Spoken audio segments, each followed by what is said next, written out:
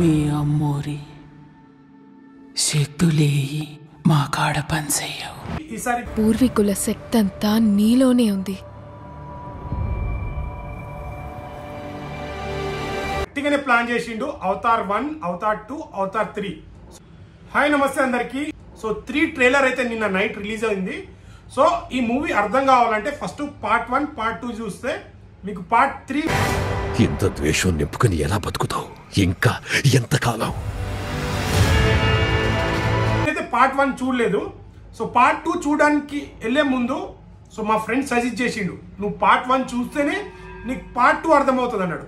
సరే కదా అని పార్ట్ 1 చూసి మళ్ళీ పార్ట్ 2 థియేటర్లో చూసిన. అంటే క్యారెక్టర్స్ అవే ట్రావెల్ అవుతుంటాయి కానీ ఆ విజువల్స్ కానీ బాబా ఎంత చెప్పినా తక్కువే.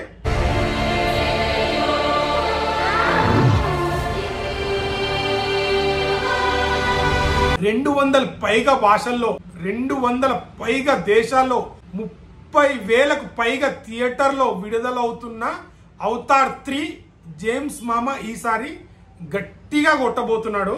విజువల్స్ కానీ ఆ తండ్రి కొడుకుల లాస్ట్ టైం చూపించారు కదా, ఇప్పుడు తండ్రి కొడుకుని బయటికి పంపించేస్తాడు.